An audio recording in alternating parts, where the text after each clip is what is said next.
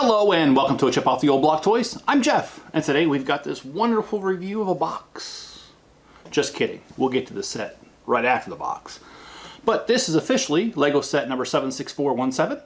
It is Gringotts Wizarding Bank. I cannot say that, it's a tongue twister for me, don't know why. Don't know how many, you don't want to know how many takes it took. That's the best I can do, sorry. This is 4,803 pieces.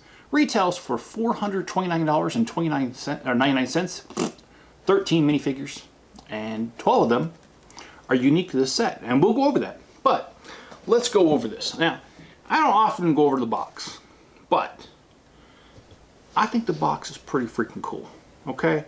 The set itself is pretty freaking cool. We're gonna get to all that, okay? So, first of all, I will admit, I was afraid that this would be too top heavy. However, Lego did a great job of building a base that's slightly wider than this. So it works out pretty good. Center of gravity is high, but the base is strong enough. It never tipped on me. Never even wanted to. So it's all good. I love the box art. Yes, it's just a picture of the set. However, it looks great. This is the collector's edition as well. Lego came out with one of these before. Anyway, let's see. We've got the original characters from the movies right here. And we've got some, actually, right here. They're trying to show you that this will go in with the original Diagon Alley, which is set number 75978. And I have Diagon Alley. I just can't find it. Actually, I have both of them, the older one too. This particular one came out in 2020. So anyway. And it has a picture of the bank from the movie. Anyway, it looks good, and they have a picture of the bank from the outside in the movie. Great box art, has the dimensions on it, which I'll be more than happy to tell you about that in a minute. Anyway, now that we're done with the box, let's go over the set. Now, I didn't want to have the set all in one in the beginning because then you wouldn't be able to see as much detail. I'm going to review the bottom half, then the top half, and then we'll reset the camera and show you the whole thing. Alright, as promised, let's start with the base.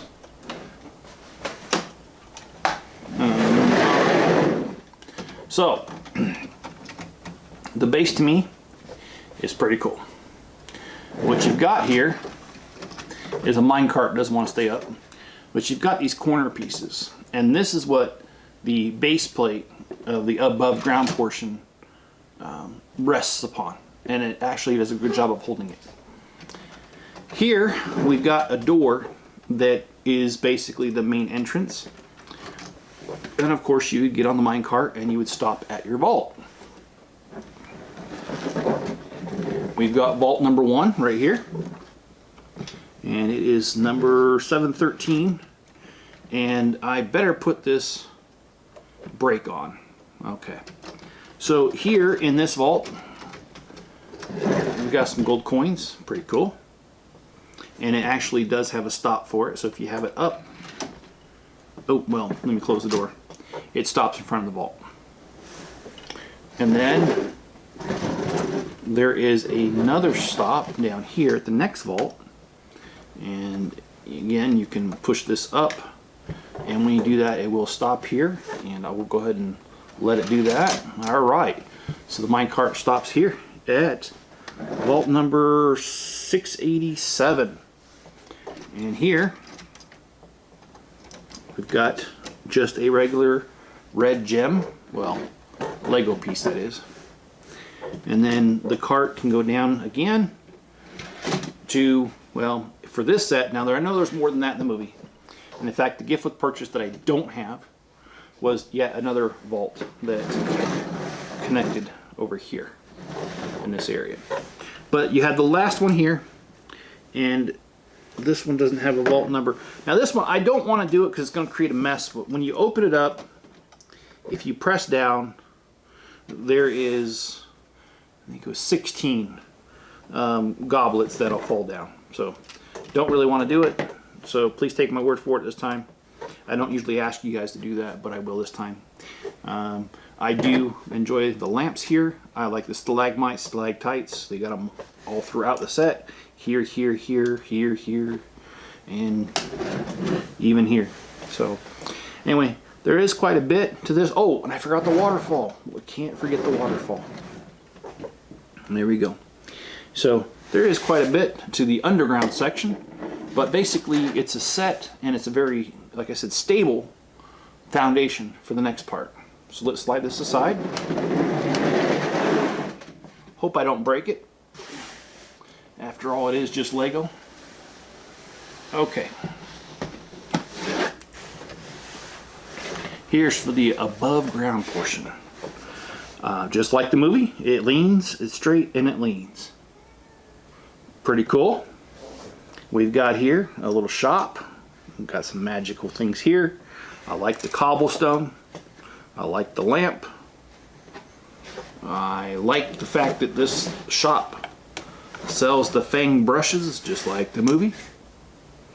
Now, I admit I never really was much into Harry Potter, but my kids were, so I've seen them. Wasn't really that into them, but I've seen them, so I know the baseline story. Don't follow all the lore and stuff, so I don't know all of it, but you know, when you got kids, you do some strange things to keep them happy. Of course, all my kids are grown now, so. I love this wall.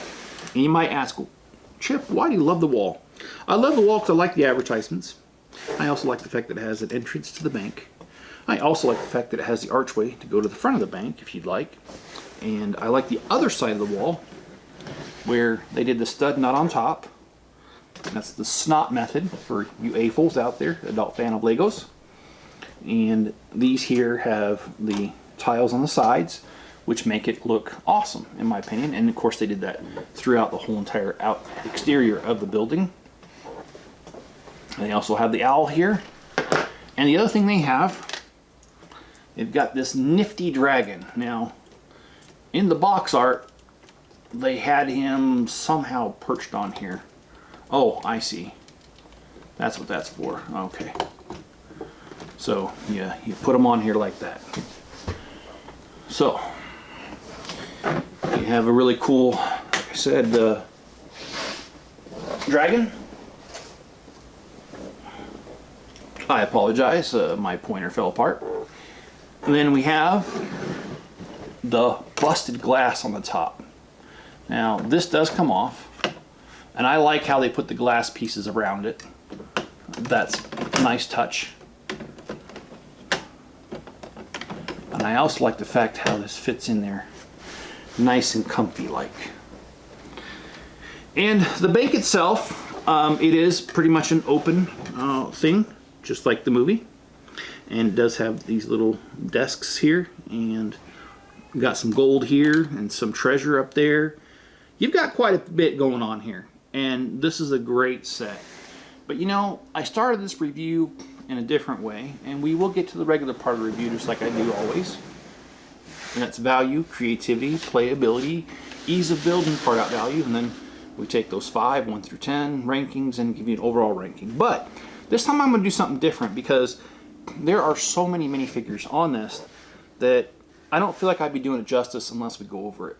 So here we have Bellatrix Lestrange. And this is Hermione when she is changed, her transformation. Now, they do give you her regular hair, so if you want to put her back, you can. Here you've got Bogard. He's one of those goblins. We've got Death Eater. We've got, and I'm sorry if I get these names wrong. It's been years since I've seen the movies, and I didn't memorize that. Here's Dragomir Despard, and this is the transformation of Ron Weasley. And we got a goblin. We got a Gringotts guard, number 1, number 2.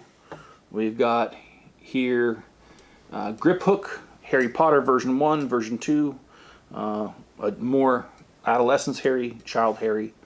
And then we've got Rick Burt, and then we got Hagrid. Now, as I said, 12 of these 13 are unique. Hagrid is the only character in this form that's exactly the same. In fact, he's in 4 other sets for a total of 5 Lego sets.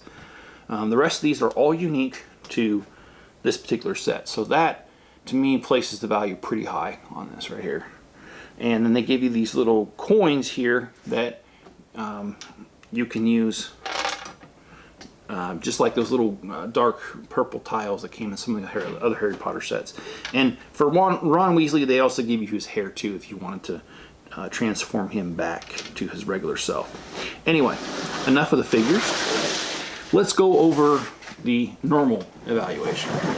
Normally, we go over value and rate it 0 to 10. For this one here, this was a really hard one for me to value.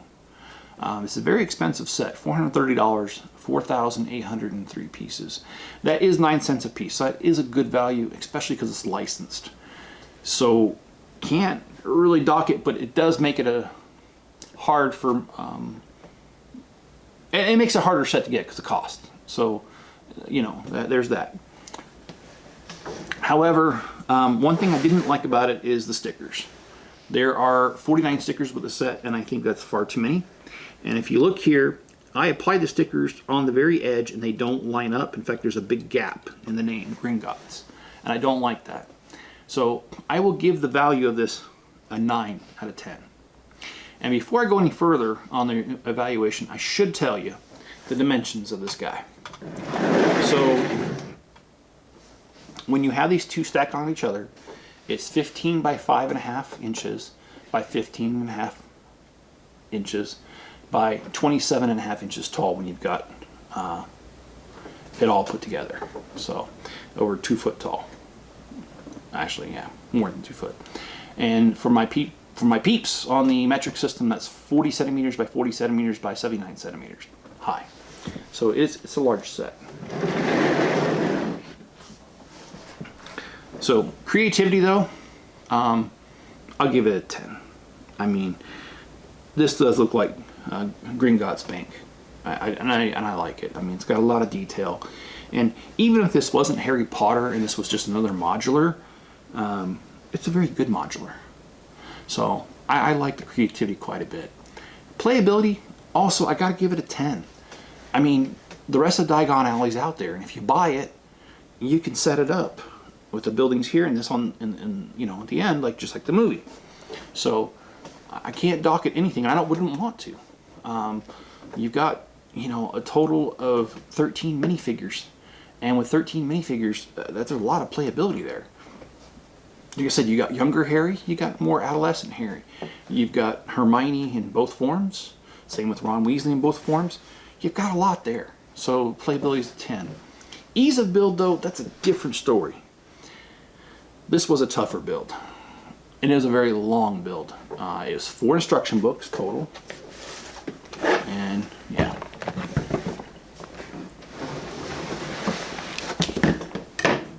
You know, 1, 2, 3, and 4. And there is a total of 1,326 steps. Whew, that's a mouthful. The dragon itself was over 100 steps, right here on the top. So this was a tougher build. I'm going to give it a 6 for ease of build. Part out value though, I will give it a 10. And I know, I can hear it already. Well, Chip, you have a thing for hating wedge plates. And I do. I don't like wedge plates for the most part. However, in this build, in the colors that it comes in, like the dark tan, as you know, I use those on my beach. So to me, that has part out value, even though it's a wedge plate.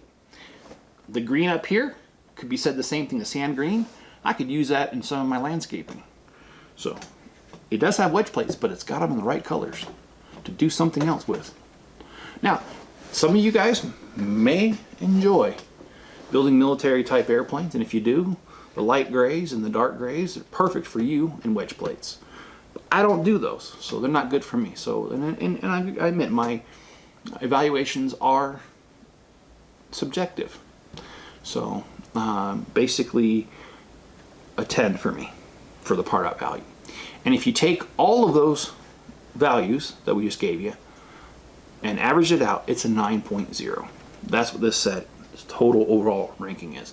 And that's pretty high. And I really do like this set. I do like the detail. I like how this window pops out so it's not on the other side and all that stuff. But I did promise you to show you it stacked up on top of each other. So I'll be right back. So here it is in its full glory.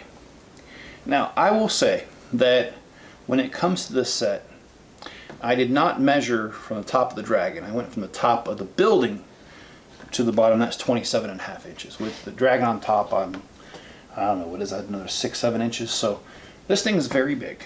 But like I said, it's actually pretty sturdy. See, I don't have to really worry about it. I can shake it down here. So they did a really good job at putting this thing together in such a way that it doesn't just fall apart.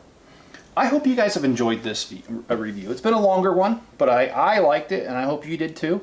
And if you like it enough, hit the like button, subscribe, and like I always say, if you subscribed in the past, please just double check that you still are. YouTube likes to throw people off, and I don't know why. You got to talk to them. I just know they do it, so please double check. Leave me a comment below. I do respond to most comments. And turn on notifications, that way you know when I put out a video, which is almost every day. If you want to help me out financially, and you can, it's appreciated. A couple ways. There's PayPal donations, there's a link. You can go to Bricklink, there's a link in the description. You can buy pieces for your builds, and you get that, you get the pieces, I get the money, and it goes back into the store, and it goes back into stuff like this, so I can help you guys out and do reviews and help myself out, because I enjoy doing this. I'll be honest, I mean, nothing's more fun than putting a Lego set together, in my opinion. So there's a couple ways you can help me out. Another couple ways that are not financial is if you want to watch another video right after this one. YouTube loves it. The algorithm, it says, oh gosh, this guy, well, they liked him so much they stayed around for another video. Let's push it out to more people. So please do so. Also, if you'd share a link to this video or any other video you like on other social media platforms, that gets the word out there and you become my marketing department, the one thing I can't afford. And well, I don't have time for anyway. So if you do that, I'd appreciate it. Alright guys, be good to each other, stay safe out there, and I'll catch you on my next video.